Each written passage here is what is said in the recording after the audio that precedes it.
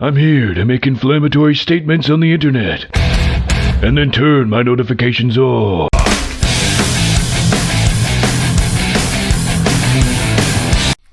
Everyone else is talking about it, so why shouldn't I? I mean, it has been ages since I made a video for my YouTube channel, so I thought, why not?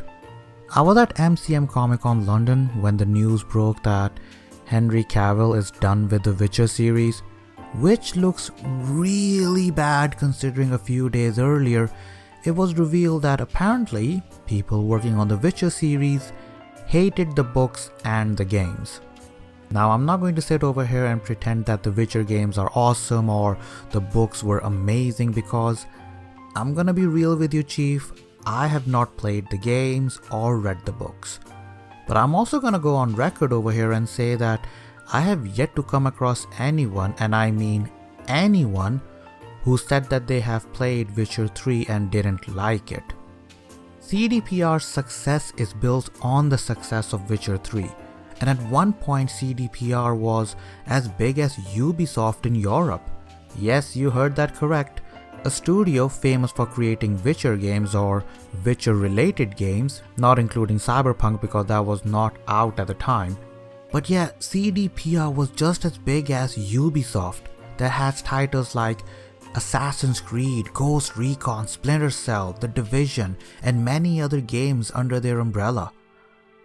But then Cyberpunk 2077 came and all that changed. And then Edge Runners came out and everything changed again. Oh, and there was also the issue with the author asking for more royalties after the games became such a hit. Point is, I'm kind of like all over the place right now with this, but yeah, the point is, the Witcher games are massive. So it was only a matter of time before Netflix saw the potential and decided to make a live action series out of it. And you could tell it was produced by Netflix because it managed to piss off its fan base right out of the gate. First, they decided to put out a casting call for an Asian girl to play the role of Ciri. Now, like I said, I'm not a Witcher fan, but I was told at the time by a lot of people that Ciri needs to be white because apparently it has something to do with her lineage.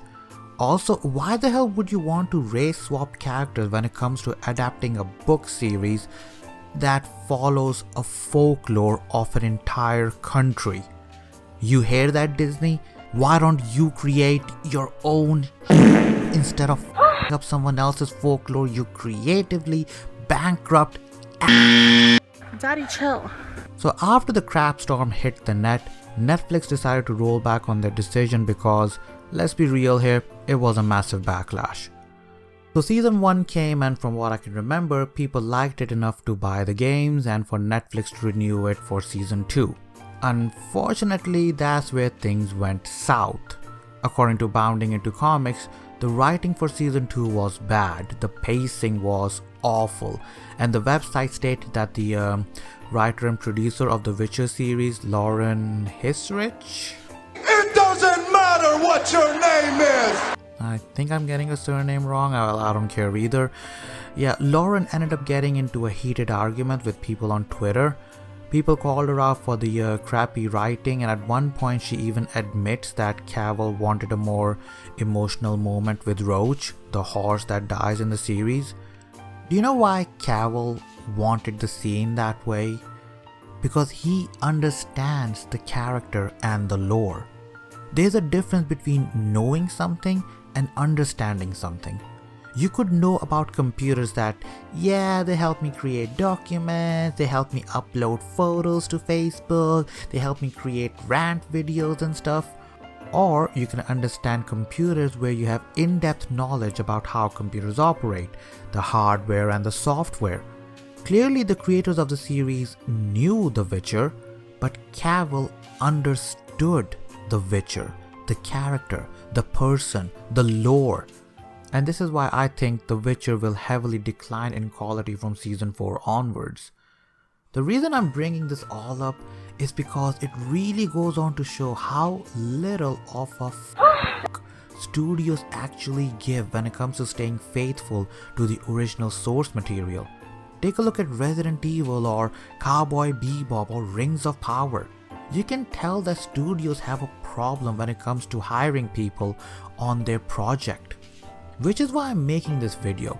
I don't know about anyone else here, but there seems to be a trend going on in Hollywood right now where directors and script writers who couldn't come up with original work that would get them famous, who couldn't cut it because they are so creatively bankrupt, they have a tendency to look at established IPs and go, I can fix that. The original work had issues, but because I'm such a talented person, I can grab the already established lore, twist it, and create it original enough that would subvert all expectations. And yes, subverting expectations is something I heard a lot in the industry. You know, everybody was talking about it like, oh no, we just want to subvert expectations and stuff. You know what? To which I would say, own it! And yes, you can write it down and underline it twice. You can put it on a check, take it to the bank and cash it in, baby. We are fans. We're not here to see you subvert our expectations. We are here with expectations and it's your job to deliver. If I don't like what I see, you can bet your ass I won't support it. And if you're not talented enough to do your job, then maybe you should go and work on something else. I'm sorry if I come across as being harsh, but it's true. If you don't know what you're writing about, then maybe you're not the right person to tell that story. Maybe it should be given to someone who knows the source material, who understands the source material and can do it justice. An example of that is Tekken Bloodline or Cyberpunk Edge Runners. Yes, both of these two are on Netflix's streaming service, but instead of being developed in-house, the series were developed by an external studio. I'm surprised to see Tekken Bloodlines to be that good. It is very difficult to get a good adaptation out of a fighting game, but I think Bloodline did a pretty good job. Edge Runners, well, that doesn't need any analysis or anything. The score speaks for itself. So why is one studio doing a pretty bang up job while people working at Netflix just can't get their head straight? It's because of two reasons. The external studios actually do their research. Say what you want to say about Japanese animes, their creators try to stay as close to the original source materials as possible, because that is what they are there to do.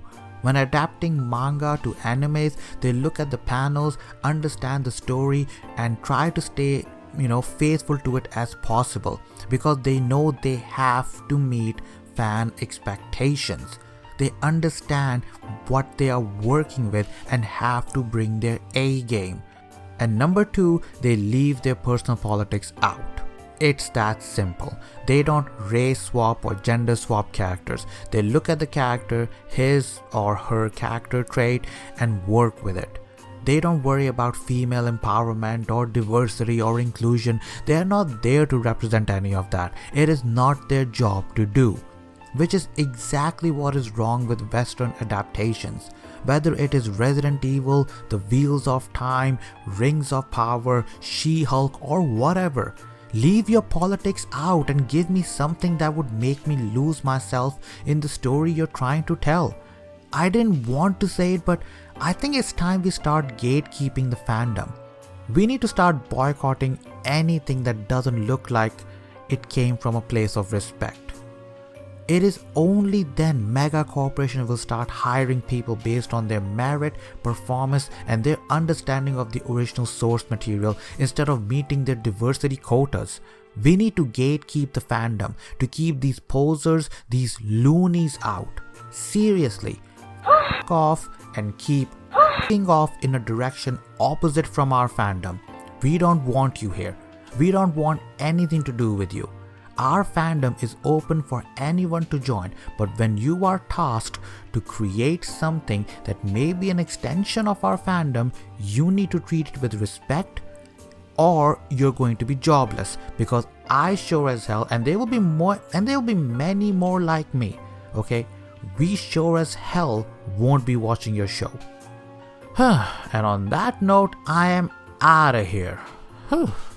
Feels good actually to let all this out. And on that note, I'm out of here. Peace out, angels. and stay awesome. Also, if you like the video, please give it a like, a good thumbs up. Subscribe, please, because I feel lonely at times. Now I'm peacing out for real, okay? Stay safe.